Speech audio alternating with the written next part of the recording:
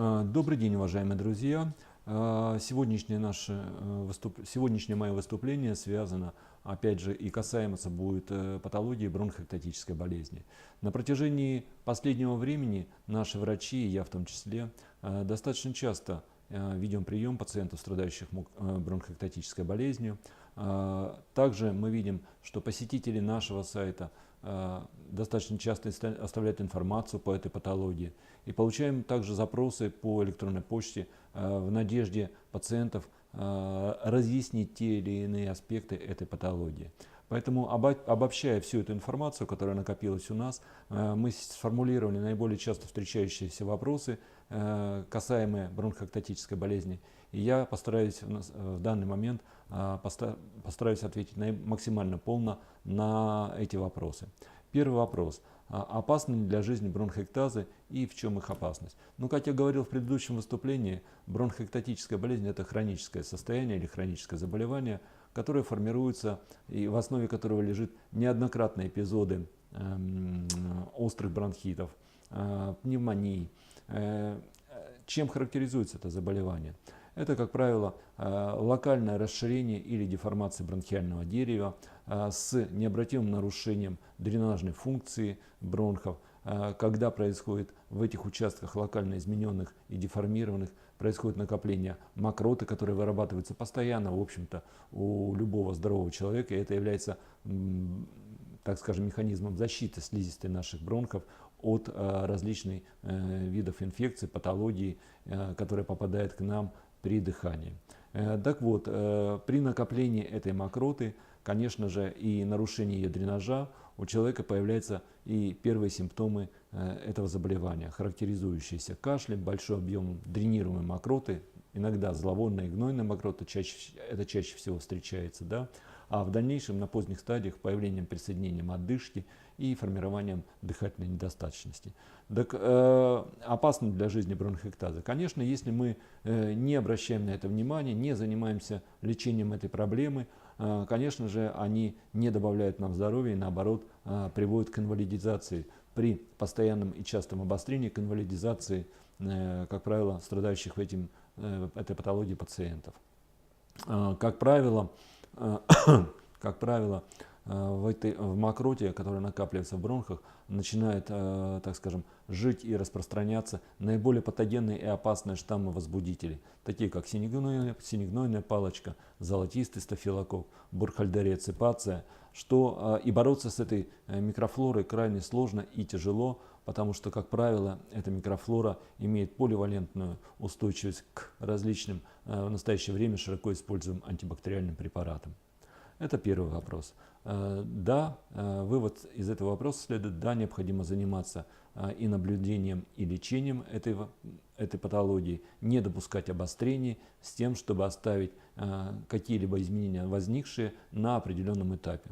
Можно ли почистить? Следующий вопрос. Можно ли почистить бронхи от гноя? Как часто можно делать бронхоскопии? И нужно ли? И если да, то когда? Да, действительно, лет 10-15 назад, когда не были доступны современные методы небулайзерной терапии, ингаляционной терапии, отсутствовали лекарственные препараты, которые сейчас мы используем при ингаляциях, единственным методом выбора было проведение санационных бронхоскопий. Да, в настоящий момент это тоже проводится, но только по строгим определенным показаниям, по решению, так скажем, доктора. Чаще всего обострение бронхоэктатической болезни и борьба с ней можно проводить на амбулаторном этапе, в домашних условиях, подбором, так скажем, или назначением индивидуально выверенных, так скажем, препаратов и комплекса ингаляционной терапии.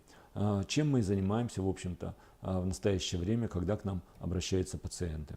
Да, иногда, когда доктор не справляется с назначенной терапией, или когда у пациента присутствует активное желание провести санационную бронхоскопию, тогда идут на этот метод лечения. И да, можно сказать, что санационная бронхоскопия имеет достаточно позитивные, так скажем, результаты и приводит к позитивным результатам. Но необходимо помнить, что само проведение этой процедуры не очень хорошо переносится пациентами и, конечно же, чревато некоторыми осложнениями. Поэтому на амбулаторном этапе чаще всего ее не проводят, а проводят только в условиях стационара. Следующий вопрос. Можно ли отрезать эти бронхоэктазы и проблема решится? Вы знаете, если мы рассматриваем вопрос о возникновении этих изменений после перенесенных, так скажем, в детстве каких-то вирусных или бактериальных инфекций, и если мы видим, что прогрессирование этого заболевания не происходит и эти изменения сохраняются в каком-то локальном отделе, так скажем, или сегменте легкого на протяжении многих лет, то да, тогда, конечно, необходимо рассматривать этот метод терапии как радикальный метод лечения этого заболевания. Но этим вопросом, хотелось бы еще раз подчеркнуть, занимаются торакальные хирурги и решают этот вопрос только торакальные хирурги. А врачи-пульмонологи могут только направить на консультацию к этим специалистам. Но если мы видим, что бронхоэктазы прогрессируют, появившись в детстве вначале в одном участке, так скажем, или отделе легкого, или сегменте легкого, в дальнейшем, так скажем, в течение времени они появляются в другом отделе легкого, там, в правом легком, потом в левом легком, и в дальнейшем при жизни пациента они уже носят диффузный характер. Конечно же, проведение хирургических манипуляций не имеет никакого смысла. И на первом месте здесь выходит только консервативная терапия, правильное проведение консервативной терапии, ингаляционной терапии, дренажа, дыхательной гимнастики. Следующий вопрос. Нужна ли пересадка легких при бронхоэктатической болезни?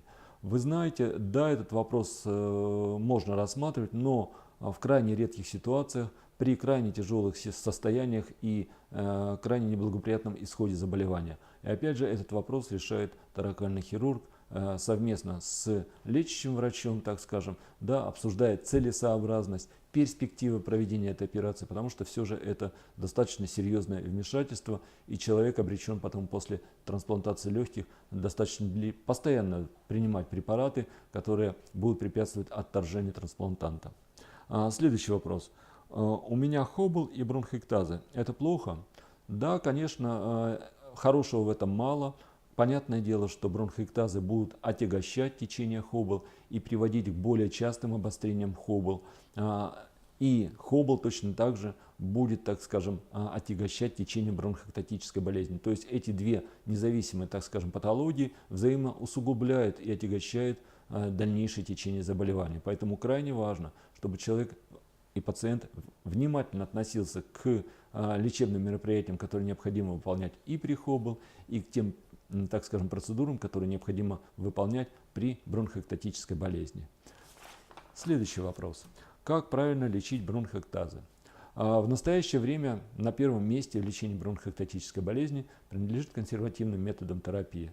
В первую очередь это ингаляционная терапия. В настоящий момент мы располагаем широким ассортиментом ингаляционных препаратов. Это и бронхорасширяющие препараты, которые уменьшают отек, снимают бронхоспазм и улучшают тем самым дренаж мокроты. Это и муколитические препараты, которые способствуют, так скажем, разжижению мокроты, да, и опять же улучшению дренажа мокроты. Это и антибактериальные ингаляционные препараты, которые позволяют нам контролировать и подавлять рост, неконтролируемый рост микрофлоры внутрибронхиальной, да, и справляться с обострением бронхоэктазов.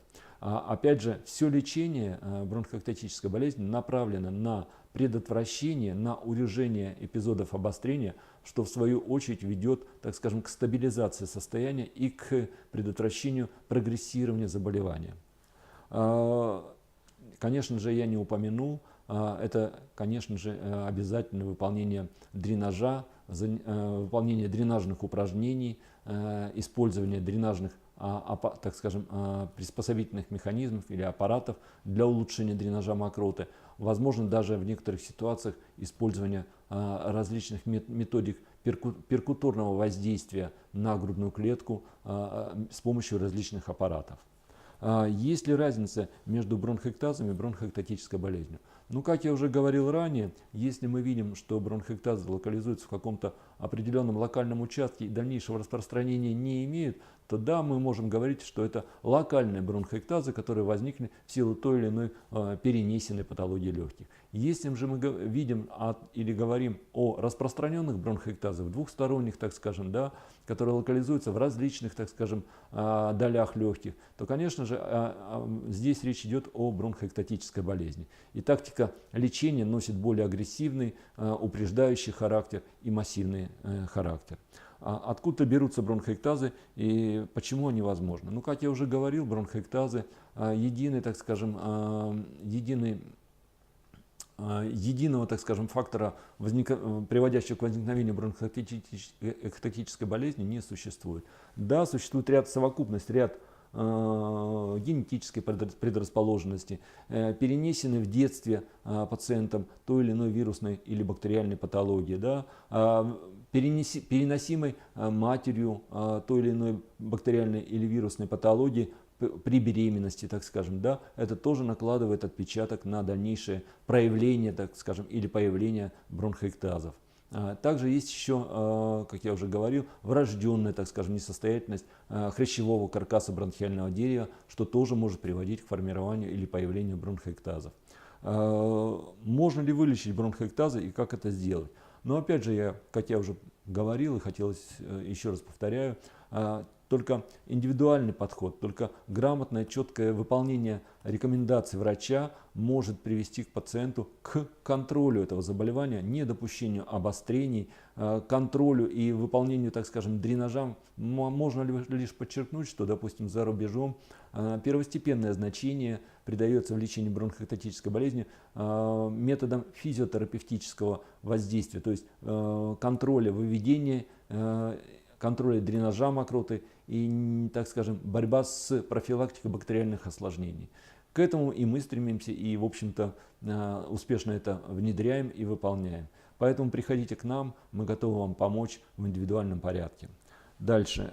Есть ли профилактика или специальные упражнения для бронхоэктазов?